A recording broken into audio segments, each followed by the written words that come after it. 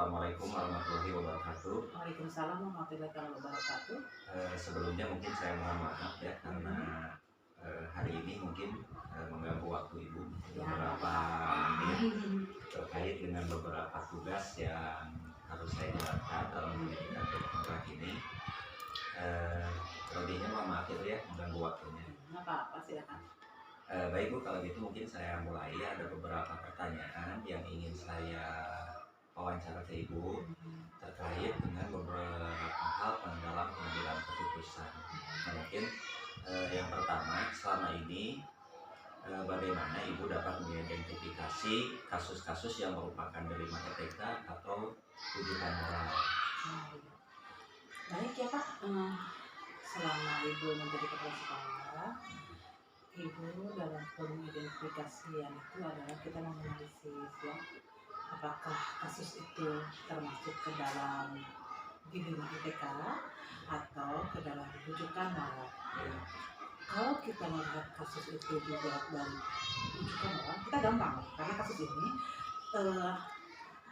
benar melawan salah. Nah, jadi dalam mengambil keputusan itu gampang. Kita tinggal melihat berdasarkan dari moral dan agama. Ya. Kemudian apabila yang agak sulit itu adalah kita menghadapi dilema etika. Nah, di sana kan itu antara benar dan benar ya. Jadi dalam hal ini kita harus lebih khusus. Kita tuh itu harus lebih melihat apakah ini masuknya dianalisis dulu lah gitu lah ya. Itu. Jadi selama ini kalau kita menghadapi yang etika, dilema etika itu selalu menganalisis dulu. Jadi dianalisa terlebih dahulu. Iya benar, betul. Berarti membutuhkan pertimbangan yang banyak matang ya Bu ya. Ya. Baik, mungkin itu ya Bu ya, saya dapat menangkap. Kemudian yang kedua, selama ini bagaimana Ibu menjalankan pengambilan keputusan sekolah Ibu, terutama untuk kasus-kasus di mana ada kepentingan yang sama dan sama-sama benar gitu. Bagaimana Ibu caranya gitu mengambil keputusan tersebut? Selama ini mungkin Bapak juga tahu ya, Ibu selalu mengedepankan nilai-nilai yang mengandung kebaikan. Nah, dan Ibu akan selalu mengambil keputusan berdasarkan keputusan bersama, ya, berdasarkan keputusan yang berpihak kepada orang lain, gitu. Terutama kepada anak-anak. Gitu ya, terutama itu ya.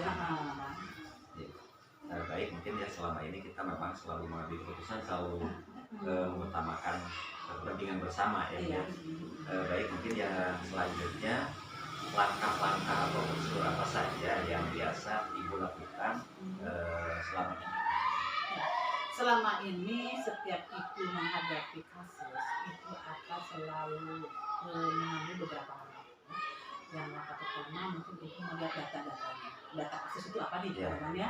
Kemudian Ibu akan melihat orang-orang yang bersangkutan dengan kasus itu. Selanjutnya juga Ibu akan melihat apakah ada orang-orang yang lain yang kira-kiranya mengetahui gitu kan ya. Nah, setelah itu Ibu akan melihat benar dan salahnya ya kasusnya itu kan. Nah, setelah itu kemudian kita akan bersama-sama mengambil keputusan. Hasil dari pengambilan keputusan ini tetap kita harus merefleksi gitu kan. Intinya sedang yang mungkin Bapak tahu kan gimana ya, ya memang selama ini saya tahu ya, mungkin karena kita sehari-hari dalam itu cuman saya mungkin membutuhkan penegasan aja mungkin. Ya mungkin itu ya Bu ya. Kemudian yang selanjutnya hal apa saja selama ini yang merupakan tantangan dalam pengambilan keputusan buat Ibu? Jadi dari sekian banyak keputusan itu yang paling menantang nih yang mana nih menurut Ibu? Yang paling menantang ya itu di saat kita menghadapi setiap hasil dari keputusan, tantangannya bagaimana meyakinkan kepada orang lain bahwa keputusan yang telah kita ambil itu memang keputusan yang berpihak kepada kebajikan. Itu yang paling meyakinkan gitu kan. Jadi meyakinkan bahwa keputusan yang dibuat itu adalah untuk kepentingan bersama ya, untuk kebajikan ya. Ya mungkin begitu ya Bu ya. Apakah Ibu memiliki sebuah tata cara atau jadwal tertentu dalam sebuah penyelesaian kasus gitu? kalau ibu dalam penyelesaian kasus itu biasanya eh, apabila kasus itu memang perlu diselesaikan saat itu juga, ibu akan ambil sifatnya kasus ringan.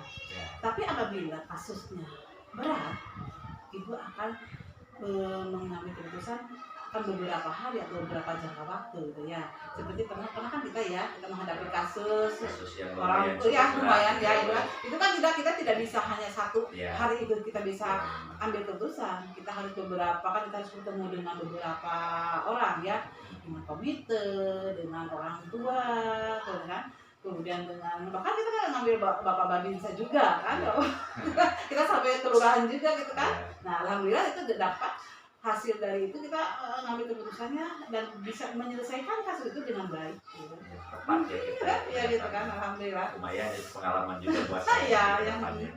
Kemudian adakah seorang atau faktor-faktor yang selama ini mempermudah atau membantu ibu dalam mengambil sebuah keputusan?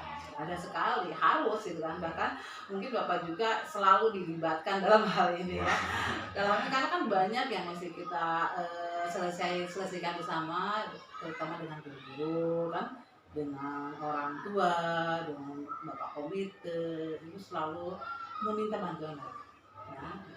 Jadi kita memang harus melibatkan orang banyak gitu ya.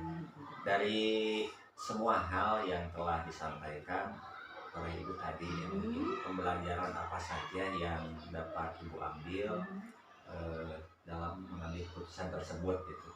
Banyak sekali Pak gitu. Apabila kita menghadapi beberapa permasalahan atau kasus itu, ibu bisa dapat pengalaman di mana kita itu setiap kita menghadapi kasus haruslah berpihak kepada kebajikan.